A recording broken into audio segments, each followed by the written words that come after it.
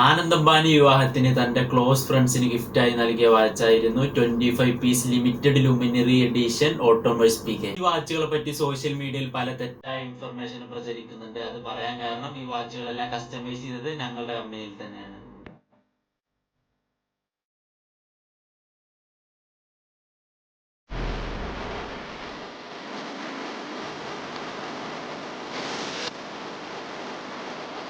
രണ്ടായിരത്തി 18 ഇറക്കിയ Latin American 100 piece limited edition വാച്ചുകളെ ഓർമ്മിപ്പിക്കുന്ന രീതിയിലാണ് ഈ വാച്ചുകൾ ഉള്ളത്.